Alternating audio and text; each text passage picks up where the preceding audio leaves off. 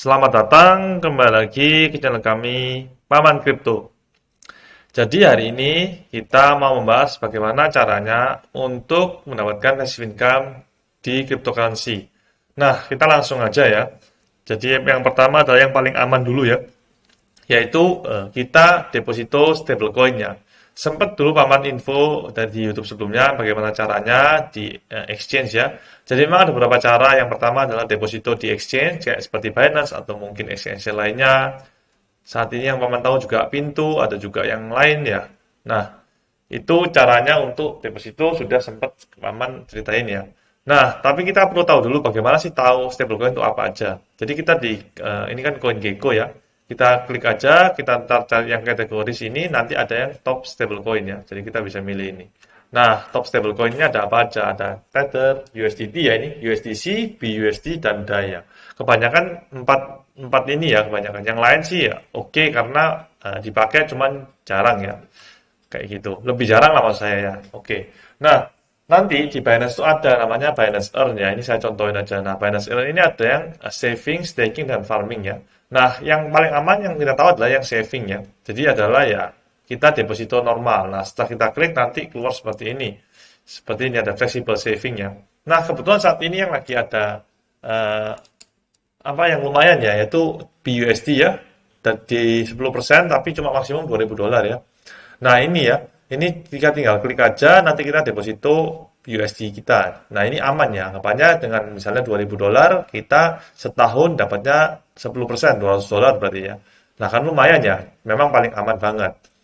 Nah, selain dari sini, kita juga bisa untuk main di DeFi. Karena kan ini kan CeFi, jadi Centralized Finance ya. Jadi kita ini titip uang kita di sebuah platform ataupun exchange ataupun apapun ya, platform finance lah anggapannya seperti itu. Nah, kalau yang di DeFi itu kan decentralized di mana kita yang lebih aman, anggapannya kita yang wallet kita yang kita simpan sendiri, semuanya kita. Tapi ada kemungkinan kalau dihack itu kita bahaya. Oleh karena itu, Paman tetap menyarankan yang aman aja yang paling terkenal juga di Ethereum ataupun ada juga di chain lain yaitu namanya AAV ini ya. Ini AAV ini terkenal ya. EV ini terkenal banget, jadi dia ini untuk deposito. Nah, ada banyak ya ini ya chain-nya dia, cuman kebetulan yang paman lagi yang lagi rame sekarang kan yang Avalanche ya. Avalanche Harmony juga oke. Jadi kita lihat aja, kita harus bandingkan. Nah, tapi kalau USD di Harmony kan dikit banget nih APY-nya. Mendingan jadi di Avalanche tadi lumayan ya. Itu USDT 3,53% dan dapat bonus Avalanche 0,82%. Jadi kurang lebih 4%-an ya untuk sebuah USD ya. Nah, itu juga sangat bagus ya karena kalau kita tahu sendiri, kalau kita deposito di bank USD itu bahkan nggak dapat bunga atau sangat 0,0 kecil banget lah bunganya ya. Padahal itu nggak padahal itu deposito ya, di lock juga dana kita. Nah, jadi kenapa Papan lebih senang untuk deposito USD ini di market kripto. Cuma kita memang perlu tahu bahwa kripto kan marketnya juga berbahaya karena kan USD-nya ini kadang-kadang ada nggak bisa apa ya, nggak satu banding satu ya dengan US dollar beneran ya. Karena dia pakai jaminannya bukan US dollar beneran. Maksudnya pakai aset, jadi value dari sebuah aset dia jaminannya. Nah, kita langsung lanjut aja. Itu yang pertama ya. Jadi ada dua, yaitu yang di CeFi dan yang di DeFi. Nah, selanjutnya adalah cara dapat uang adalah kita melakukan yang lebih resiko ya. Namanya staking ya. Jadi staking ini kita tuh staking koin-koin yang punya proof of stake ya. Jadi maksudnya itu mereka proof of stake makanya bisa staking. Kayak contohnya kalau kalian tahu itu Cardano ya. Jadi kita ini bisa nge-staking wallet, nge-staking di Cardano kita untuk mendapatkan Cardano. Nah, ini kenapa beresiko? Karena kan koin yang didapatkan bukan US dollar ataupun rupiah ataupun mata uang lainnya, melainkan koin cryptocurrency. Di mana koin cryptocurrency ini juga fluktuatif ya. Jadi dia ini dapat 5% setahun kalau lebih. Kalau Cardano itu dalam 5% itu nanti kita dapat kurang lebih, jadi kita bisa cek di sini staking ini. Nah, ini ternyata 3,95% ya ini untuk yang sebelumnya. Nah, kita dapat 3,95% ini dalam bentuk Cardano juga. Jadi Cardano kita tambah banyak, tapi kalau Cardano turun berarti ya anggapannya dapatnya tambah dikit kan. Nah, sama dengan project-project lainnya yang POS juga, seperti misalnya Polkadot atau mungkin Solana atau mungkin yang lain ya. Jadi banyak proyek-proyek lainnya yang memang juga bisa staking seperti itu. Cuma memang caranya berbeda-beda. Kebetulan karena paman di chain Cardano, yang dicontohkan adalah di chain Cardano juga. Nah, kalau kita staking di sini artinya kita itu membantu perputaran blockchain dari blockchain yang kita mau ya, misalnya kok Cardano berarti Cardano. Nah, sedangkan kalau di CeFi, di Binance misalnya, itu juga ada, kita bisa nge-staking, ya ini lock staking, kita ini bisa nge-staking, ya macam-macam. Contoh misalnya kita mau nyari tadi kan ada ya Cardano ya, ADA. Jadi, ternyata kita bisa staking lock 30 hari, di lock 5%, 60 hari, 90 hari, dan 120 hari itu 15% dapatnya. Jadi, ini ya, ini juga sebagai opsi pilihan ya. Kita tuh bisa untuk staking juga. Kan jauh nih 15%. Saya juga barusan lihat nih. Untuk 120 hari dapat 15%, ini kan APY, jadi tetap dibagi ya. Ini per tahun ya ini. Nah, tetap besar. Padahal yang tadi ini 4% itu adalah dia itu juga per tahun. Jadi tetap lebih besar di sini ya. Nah, kayak gini kita harus sering membandingkan. Jadi mana yang lebih bagus dan mana yang lebih jelek. Nah, yang terakhir dapat passive income-nya adalah dengan cara yield farming. Sempat kita tutorial juga.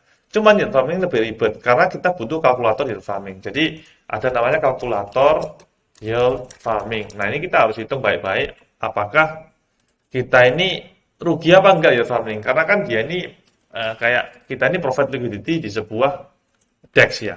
Jadi seperti ini misalnya kita farm.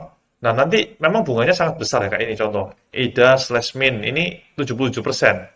Bahkan kalau yang apa ini ada LQ 37%. Bahkan kalau yang Ceneta ini dapatnya 55% dan juga dapat tambahan lagi. Kenapa kok 5%? Ada jumlahnya ini.